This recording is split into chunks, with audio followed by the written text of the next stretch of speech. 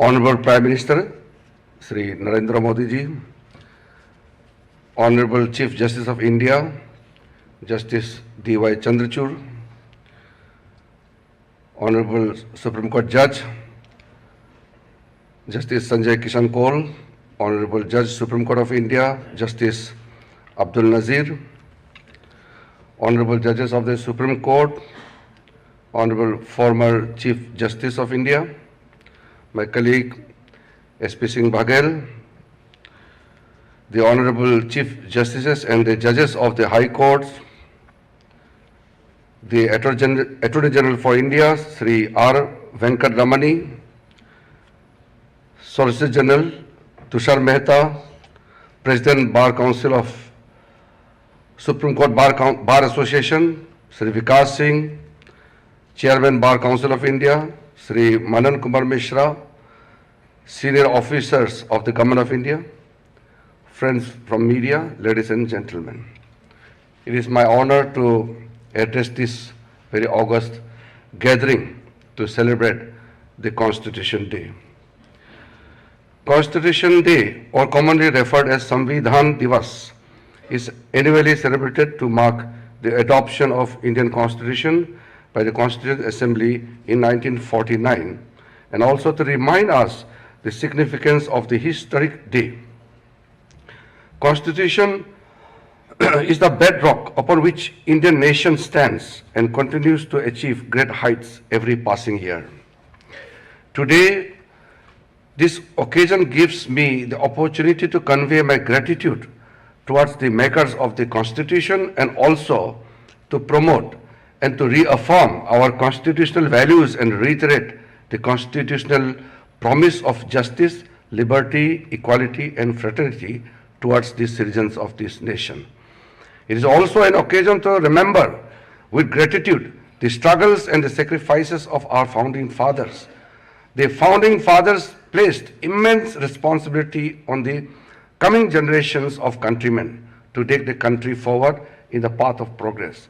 It would be apt to recall the words of Baba Saheb, Dr. B.R. Ambedkar, when he cautioned us by saying, "Let us not forget that this independence has thrown on us great responsibilities.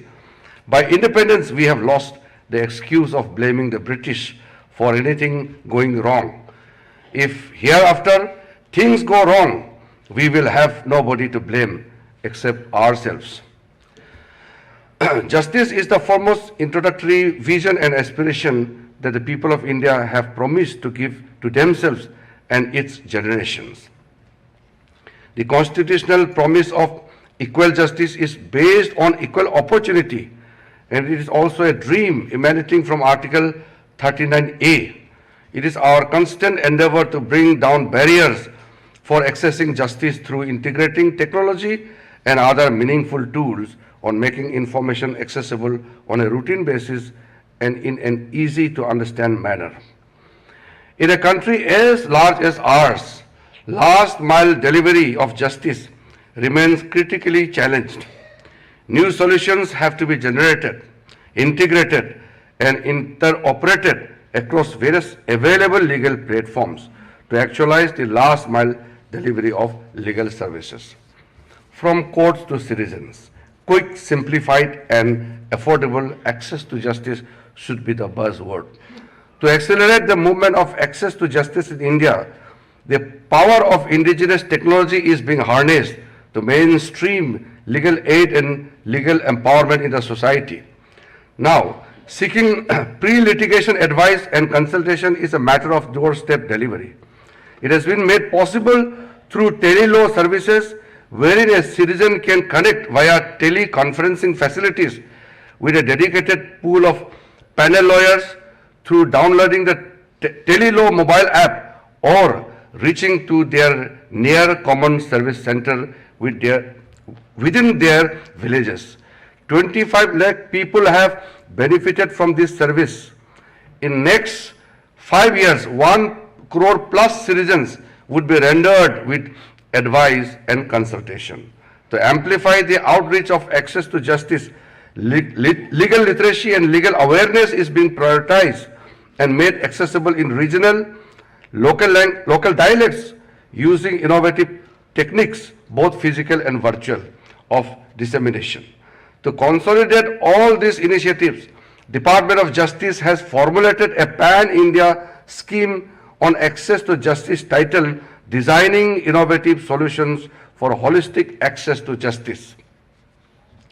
In a vast country like India, where 65% of total population still lives in rural areas and where regional and local language is the medium of understanding, in most of the states, language becomes one of the perceived barriers in ensuring universal access to justice to the citizens of the country when legal material and legal terminology are not available in local language understandable by the common man. As it is, the Indian Constitution recognized 22 major languages of India in the 8th schedule of the Constitution. Honorable Prime Minister Modi ji on multiple occasions has highlighted the need to encourage local language in courts to increase the confidence of the common man of our country in judicial system and to make them feel connected to. In this context, I am happy to inform that under the aegis of the Ministry of Law and Justice, the Bar Council of India has constituted Bharatiya Bhasha Samiti, chaired by former Chief Justice of India, Honorable Justice S.A. Bobde. The committee, as a first step, is listing out words and phrases which are most commonly, frequently used in various branches of law, such as civil, criminal, and constitution, for developing a common core vocabulary close to all Indian languages for the purpose of translating legal material into regional languages. Such a common core vocabulary for all Indian languages will also help in translating legal material from one Indian language to another. By doing so, this will enable availability of law textbooks and judgments, orders in local languages to students pursuing legal education as well as administrators and litigants, etc. Further, this will also facilitate working of courts in local languages. Once the medium and mode of legal education starts using the regional languages, it would pave the way of creating a local language ecosystem under which the entire judicial system would operate. Towards this end, our legislative department of Ministry of Law and Justice has already prepared a glossary of 65,000 legal terms. We plan to digitize this glossary of 65,000 words and make them available to all public in searchable format for usage for all.